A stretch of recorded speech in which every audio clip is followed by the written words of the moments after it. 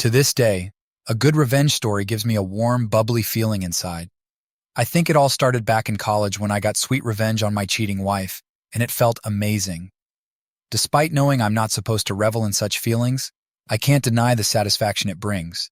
It's one of my favorite sensations, even if I'm a bit ashamed to admit it. The story is quite extensive, and honestly, it doesn't paint me in the best light. I'm going to do my best to present this story accurately, without making my ex look like the villain or myself the innocent victim. I want to be truthful, even if it makes me look bad. Bit of context and backstory. At the time of this story, I was playing Division I NCAA basketball, which meant I traveled a lot, weekly, to different cities and states, and my life revolved around it. My schedule was hectic and demanding, but basketball was my passion and my escape. During these events, I was in the early stages of a terrible drug and alcohol habit. Years later, I got sober and joined a program whose name you can find at the front of almost any phone book. I know many people reading this are also sober and will understand how we addicts and alcoholics can be. This story is an attempt to explain a character defect that emerged from these events and led me down a dark path. However, I don't want it to come across as self-pity. I was always a good kid, never troubled. Despite a tough upbringing, I managed to keep a kindness in my spirit and usually did the right thing, or took the high road. When it came to dating, I knew people cheated, but I always thought it happened to others, not me. I believed that since I was a 5-star boyfriend and had an amazing choice in women, infidelity wouldn't touch my dating life. I was naive, full of myself, and had the arrogance typical of any guy in his early 20s. Looking back, I can see how delusional I was, but at the time, I thought I was invincible. The build-up. I was in my junior year of university, single for about a year after my high school girlfriend and I broke up following 3 years together. I chalked that relationship up as a learning experience and thought I now knew what to look for in my next girlfriend. I figured the next woman I dated would be the one I'd marry and start my future with. Young and dumb, I thought I knew everything. I had my eye on this girl at school. Let's call her Samantha. I noticed her around the athletic facilities, where the university's teams trained and had their locker rooms. Samantha was on the track team and she was really good. She had this incredible presence, a mix of confidence and grace that made her stand out. The various athletic teams often had parties, and I knew I'd introduce myself to her at the first one we both attended. Sure enough, I saw Samantha at one of these parties. We passed each other on the stairs, made eye contact, and she smiled at me. That smile was all the encouragement I needed. I struck up a conversation with her, and after some back and forth, we exchanged numbers. We began the typical American style of flirting, hinting at our interest without being too direct. We played it cool for weeks, texting and subtly letting each other know we were interested. Our messages were full of playful banter, each one a little bolder than the last, and it felt like a game of chess where we were both trying to outdo each other. At the time, Samantha was on a break with her current boyfriend, a popular football player. She ended up leaving him completely to date me. This should have been a red flag, but my hubris was in full swing. Her leaving him for me just fed my ego. I was playing well in my sport, and if she was willing to leave this guy for me, then surely she would never leave me for another guy. It was a massive boost to my confidence, and I basked in the glory of my perceived superiority. I was such an idiot. I can't express how much I was into Samantha. I was obsessively attracted to her, and couldn't believe my crush was actually into me too. My infatuation with her blinded me to so many red flags, and our relationship progressed rapidly. Because of this, I didn't really take stock of why I liked her so much. I was caught up in the whirlwind of new romance, ignoring the warning signs and convincing myself that everything was perfect. My friends tried to warn me, but I brushed them off, too enamored with Samantha to listen to reason. Fast forward about 8 months. Samantha is my wife. She had her own athlete's dorm room, but since I was a couple of years older, working full-time during the summers and part-time during the school year, I had my own apartment near campus. Samantha practically lived with me. Even when I was out of town, 3 or 4 days every week due to the basketball season, she stayed at my place. Despite the distance, we were deeply in love, or so I thought. At the end of the season, I had planned 2 massive back-to-back parties, one for my teammate's birthday on Friday night, and then one for my birthday on Saturday night. It was pure luck that these events landed on a weekend. Samantha and I got drunk on Friday night and ended up having unprotected sex. Samantha kept a period tracking calendar app on her phone. She was asleep, and in my drunken state, I remembered that she always noted down when we had unprotected sex so she could keep track if she missed her period. Since she often missed her period due to her athletic lifestyle, my inebriated brain thought it was essential to log it immediately because we'd probably forget the next day.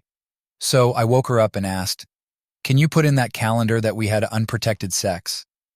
It was around 5 a.m., and we were in that drunken, exhausted state where you're mostly just tired. She unlocked her phone, opened the app, and then promptly fell back asleep before she could make the entry. I took her phone, still unlocked, and tried to figure out how to enter the information myself. Side note: throughout our entire relationship, Samantha constantly went through my computer and phone. She was very insecure and always suspicious. I didn't mind her snooping because I had nothing to hide. She never found anything because I never did shady stuff, ever. Looking back, this was a glaring red flag I missed. But remember, I thought this girl would never cheat on me. So this wasn't one of those stories where I went through her phone looking for something and found it. In this case, I was innocently trying to navigate this damn period calendar while drunk, with no suspicions at all. When I looked at the period calendar app on Samantha's phone, I saw all kinds of little markers on different days of each month. Each marker was a different color. I opened one to see what the color coding meant. Red obviously symbolized her period, but then there were black markers showing when she had unprotected sex. This is when my heart sank into my stomach. This calendar was peppered with black markers. It looked like a checkerboard with only a handful of red pieces and all the black ones. There were black markers on dates when I was in a different city playing basketball. I proceeded to open all the black markers going back through our entire relationship. We did not have unprotected sex very often, maybe once or twice a month. She had written the names of the guys she had unprotected sex with in the notes section of the black markers. There were 4 guys throughout our relationship that she allowed to penetrate her raw. Some months had almost a dozen of those black markers. Sometimes there were 2 in one day. Looking back, I wonder if there were more unlisted men that I didn't see because she clearly only kept track of the guys and times she had unprotected sex. In almost every infidelity story, the discovery involves text messages, a friend informing you, or the classic scenario of coming home early and catching your partner red-handed. I, on the other hand, discovered a meticulously documented ledger of almost every time she cheated and had unprotected sex. Among the 4 guys I discovered, one was her ex, the one she left to date me. Cheating on me with him was a common occurrence. Another unknown guy was also regularly in the mix. The last 2 fellas seemed to be one-time flings, but again, these markers only showed the time she had sex without a condom. Who knows what the true story was? I sobered up real quick. I proceeded to look through Samantha's texts and calls and found nothing. However, at the time, Android phones had a folder where you could see deleted texts but not the contents of the messages. She had thousands of deleted texts and calls. I couldn't see what they said, but I saw the numbers and did a quick Facebook search, matching one with her ex, along with half a dozen other random dudes. The worst part was finding 2 of my teammates, one of whom I was actually pretty close with. I put the phone down after a few minutes. The evidence was overwhelming. The more I looked at the phone, the more my insides began to hurt. The crushing defeat. I felt so defeated.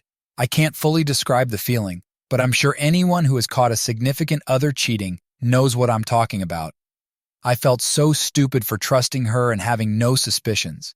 I couldn't stop thinking about all the times I had an opportunity to cheat and remained faithful to Samantha.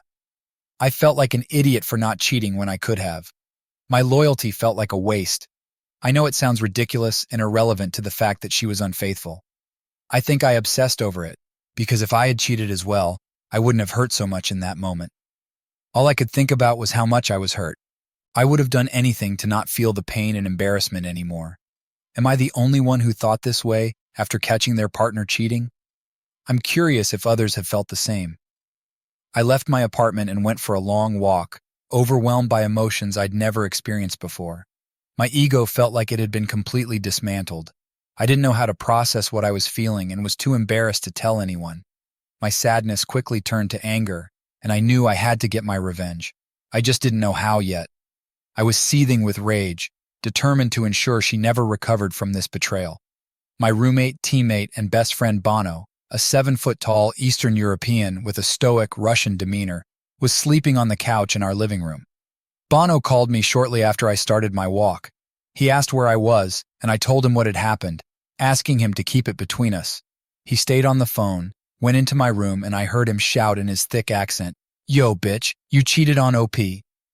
I faintly heard her mumble something in the background, followed by Bono yelling at her to get out of the apartment. After some scuffling, Bono got back on the line and said, "Yo, she's gone. Come back and let's talk." I headed back home, and Bono and I went over what had happened. Things didn't get sappy because we both came from cultures where men don't cry, and neither of us knew what to say or do in this situation. Bono did his best to comfort me, saying, "Tonight is your birthday.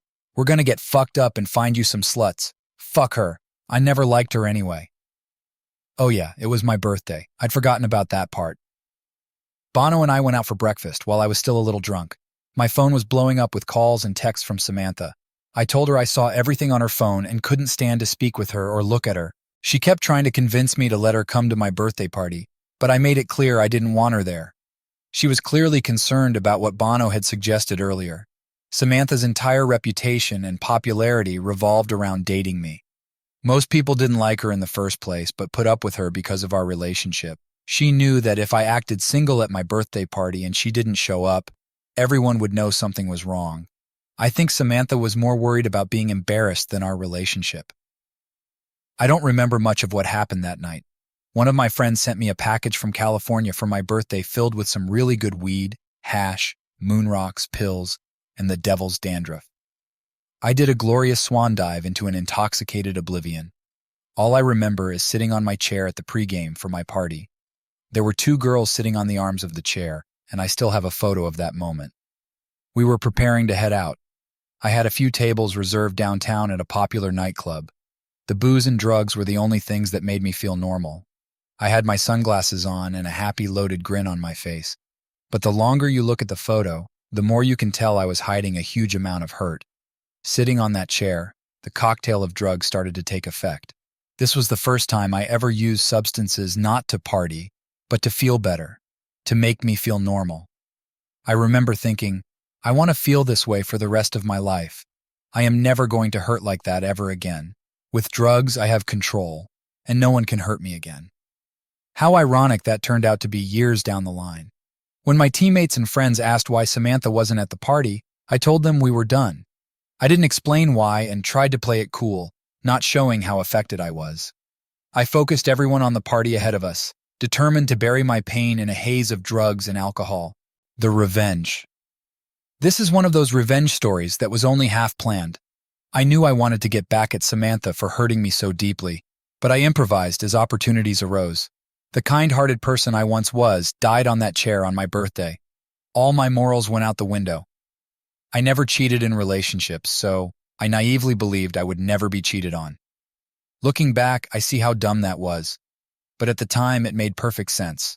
I didn't care about the collateral damage, as long as my mission to hurt Samantha as much as possible was accomplished. I continued every day of my life with this new, selfish mindset. One day, while skimming Facebook, I saw the profile of one of her track teammates. That's when I had my first vengeful idea. I decided to see how many of her teammates I could seduce. Though I didn't have proof she hooked up with my teammates, she was clearly trying to hide conversations between them. I was going to see how many people close to her I could passionately hug. Luckily, I had more options than she had when cheating on me. A women's track team is much larger and better looking than a men's basketball team. The first teammate I spotted on Facebook had a boyfriend, but I thought, everyone cheats, let's see if it's true. I started the little flirty social media dance, liking a couple of her photos, getting likes back, shooting her a message, and bam! She was in my bed about a week later. I proceeded to do something similar with other teammates of hers, focusing on her 4x4 relay team. Of the 3 girls I passionately hugged, 2 had boyfriends and subsequently cheated on them with me. This gave me mixed emotions. It stroked my broken ego and made me bitter and sad, giving me a "Women ain't shit, none of them are loyal" attitude. This is such a typical story of how, while fighting monsters, I became a monster. This strategy accomplished two things in my twisted mind. It exposed a cheater, but more importantly, if they were willing to cheat on their boyfriends, they would be more secretive about it, which meant the drama that would ensue when it came out would be elevated. B. Make me feel better about Samantha cheating because it proved it wasn't me that was the problem. It was women who were the problem. I know it's fucked up, but that's what I thought back then. I started collecting something from every girl I hooked up with, like a bra, a pair of panties, or some jewelry. Not for some creepy reason, but this is important later, and was part of my plan. Sometimes I didn't even have to try. One girl left a pair of very distinguishable shoes. I knew Samantha would recognize them. They belonged to the girl her ex-boyfriend rebounded with after they broke up, which highly upset her because it was her friend. Now it would upset her more because that same girl slept with both of her ex-boyfriends. I especially tried to collect items I knew Samantha could distinguish, like a sweater from the women's track team with her teammate's name on it. After some time, I had collected a boatload of stuff. As I continued my mission of destruction, I reveled in the chaos I was causing. The attention from the athletics PR team, who had put massive posters of me all over campus promoting the next game, only added to my sense of triumph. The posters were everywhere, taking up entire sides of buildings. Samantha and her friends had to see me all over campus every day while this drama erupted around them. I felt like a triumphant dictator. It was glorious and pathetic at the same time. Eventually, their coach had a serious meeting with the compliance department and my team's coaches. My coaches laughed, saying, "This seems like an internal issue, but OP hasn't done anything illegal or broken any school policy, so there's nothing we can do." This infuriated the women's track coach. Their team fell apart, and their national ranking plummeted. Samantha's coach even got in trouble for being caught tearing down some of the smaller posters of me on campus in a raging temper tantrum. I loved all of it. I continued to add fuel to the fire, posting photos of me with girls, smiling and looking happy every chance I got on Facebook and Instagram. But underneath it all, I was bitter. I was so deep into my new mindset that I had already forgotten the kind-hearted, naive kid I used to be. I hated my old self for letting some girl emasculate me. I was so full of self-pity looking back, it's depressing. No one really knew because I played the cool guy in front of people. There was even a girl on campus from one of the sports teams who claimed she was pregnant with my kid after I pretended to like her the same way I did with all the other girls on Samantha's team. As soon as we passionately hugged, I moved on. It turned out she wasn't pregnant, but the news or press that came from that further dug the knife deeper into Samantha's side. I left a trail of women I deceived and relationships I destroyed. I feel bad now, but at the time, I didn't care because they were equally at fault in my eyes, since they were cheating on their boyfriends or sleeping with their friends' exes. Quickly, girls became wary of me, and I was running out of potential targets. I was going after girls who weren't even friends or on the track team with Samantha, but were just around her in daily life, her classmates, and even her own family. I even flirted with her sister, who was married with a kid. I almost succeeded, but Samantha's dad found out and put a stop to it before we could do anything. Her sister was ostracized as the news spread within the family. I wanted Samantha to know I was everywhere and constantly remind her how she fucked up. In my eyes, this was all her fault, and she unleashed this fury of chaos upon herself. She should never have messed with me like that. Samantha had to take an extended medical leave due to depression and mental health issues from the whole situation. She became suicidal, had to go on medication, and lost tons of weight. She began to look extremely unhealthy. The more she hurt, the better I felt. At this point, I had already inflicted more damage than she did to me, but I had become addicted to the feeling of power. I spent no time processing my own emotions or moving on. All I wanted was more revenge, and I couldn't stop. After weeks of ignoring Samantha's texts and calls, she finally got a hold of me by showing up at my apartment unannounced late at night to pick up some stuff she left. She was staying with her parents during her medical leave. I told her I would bring her stuff to her parents' house that weekend, but couldn't let her in because I had company. I then took all the items I had collected from the girls over the weeks, about 8 or 9 things, including her teammates' stuff, and threw them in with Samantha's belongings into big black trash bags. I took the bags to her house and called Samantha's dad, telling him I left her stuff on his porch. He and I actually got along well, and he took my side after the breakup. But after all these events, he obviously had a negative opinion of me. 15 minutes after I got off the phone with Samantha's dad, Samantha called me, sobbing uncontrollably. She was hysterical, desperately begging me to stop my tyranny. I just smiled, basking in the glory of her hurt. I responded, "Why were there other guys in our relationship? You mixed them into our relationship like I mixed other girls' stuff into your stuff." It's a perfect little ironic metaphor. I thought it sounded cool at the time and was real proud of myself. I later found out from one of Samantha's friends who knew she was cheating on me that Samantha was convinced I was the one cheating on her because I was always out of town. This didn't make sense since I was out of town for basketball. A legitimate excuse, not just randomly on my own accord. You could literally see my schedule on the school's website. I kept in contact with her constantly when I was gone, but obviously, I couldn't be on my phone during practice or team meetings. She didn't have the logic to figure this out, I guess. I assume it was just an excuse she made to protect her insecurities or to save face with people who knew she was cheating. Looking back, I realize how lost I was. I allowed my pain and anger to consume me, turning me into someone I didn't recognize. I became the very thing I despised, a manipulator, a deceiver, a source of heartache. And while it gave me temporary satisfaction, it ultimately left me empty and more broken than before. The revenge that once felt sweet became a bitter reminder of how far I had fallen. Months went by, and Samantha returned to school from her medical leave. We bumped into each other at the physical therapy center in our athlete facility building. I saw this as yet another opportunity to hurt her. It had been a while since I did something that caused her pain, and I was still hungry for vengeance. I proceeded to pretend that I wanted to rekindle things with her. She was cautious at first, but eventually bit after about a week. We started to mend our relationship. For about a month, we carried on, but I wouldn't call it a relationship. I forbade her from having any male friends or going out to party with her girlfriends. I demanded full access to all her accounts and her location at all times. It was more like a hostage situation than a relationship, but it gave me a sense of control.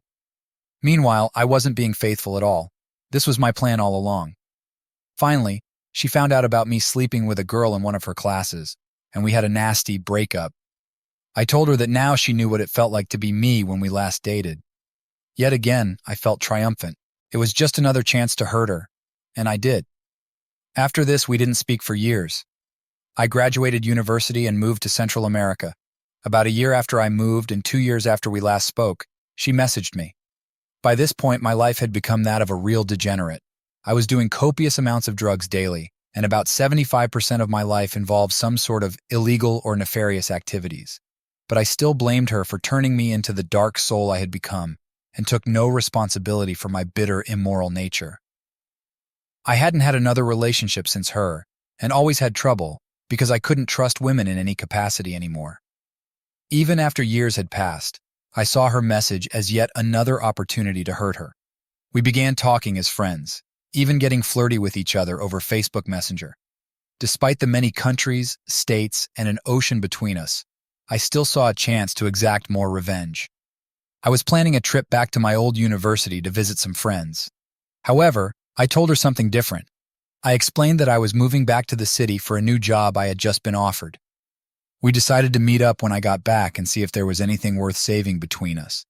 I put on my best acting hat and tried to seem like I had put our past behind us. However, I was just as vengeful as I was years ago. She was finishing up her last year at university, and I made the trip back to the USA. I met Samantha at a coffee shop when I arrived. We spent the entire night together. From her point of view, it really looked like we had moved past our differences and what had happened. She thought we could actually work things out. However, I wasn't moving back as I told her.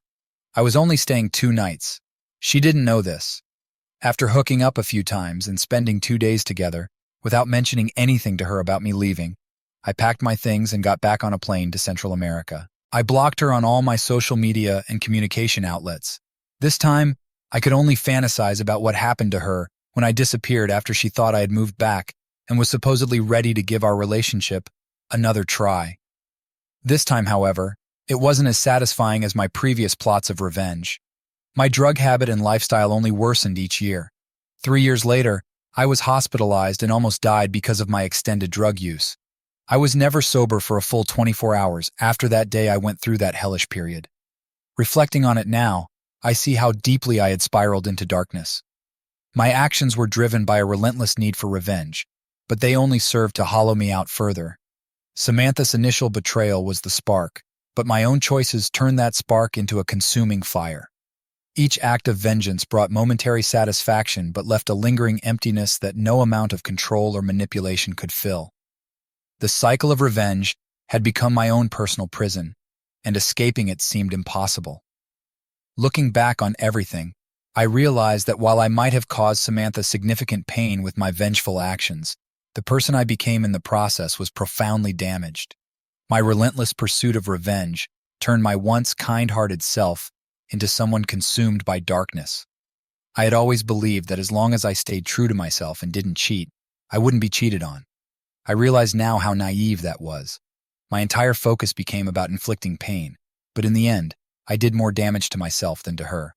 I had always prided myself on my morals and integrity, but I lost sight of these values as my quest for revenge grew.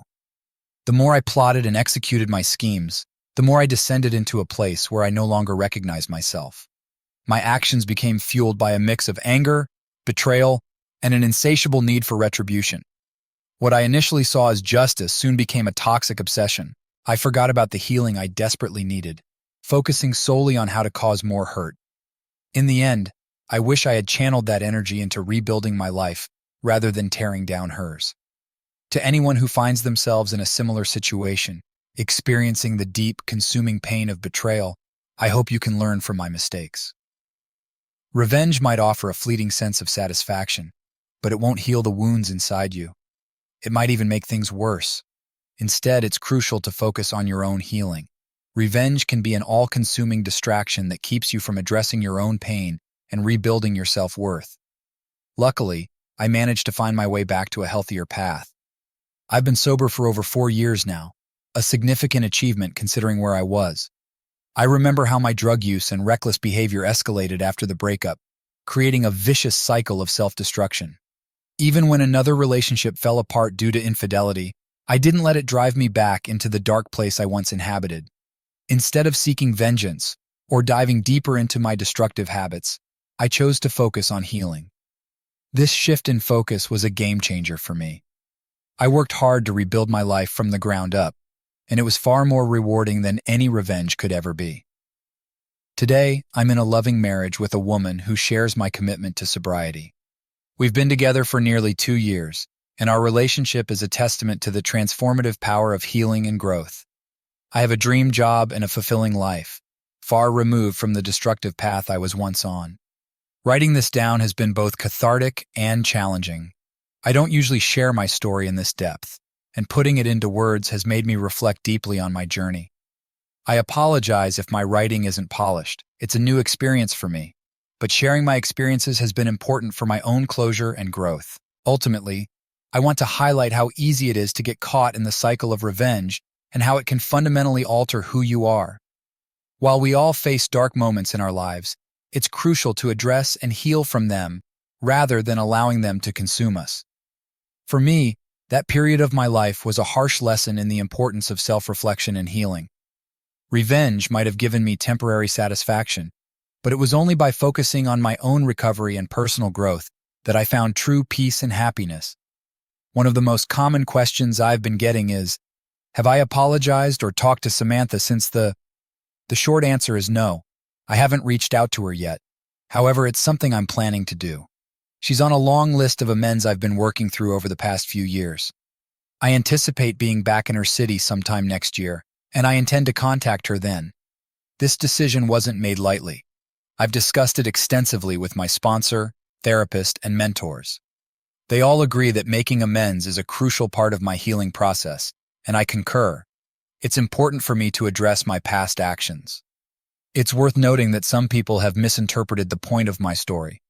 Instead of focusing on the reflections and lessons learned, some readers have tried to offer unsolicited advice or critique my actions as if they were recent. It's clear that my reaction to the situation was extreme and that the way I handled things was far from ideal. But the purpose of sharing this narrative was not to invite judgment or therapy from readers. It was to reflect on my own journey and the consequences of my actions without bias. Since my relationship with Samantha, I've entered into new relationships, and for the most part, they've been positive experiences. However, one particularly challenging relationship ended with me being cheated on in a manner that was even more traumatic than my experience with Samantha. The betrayal was profound and left me feeling shattered. Yet I learned from my past mistakes. Unlike before, I chose not to seek revenge.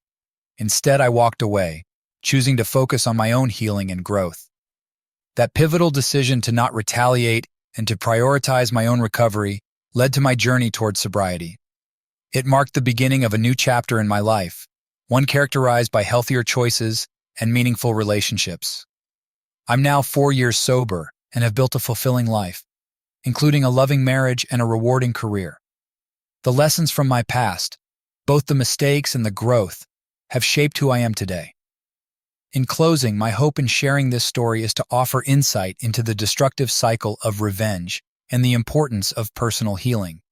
I understand now that true peace comes from addressing and learning from our past actions rather than letting them dictate our future.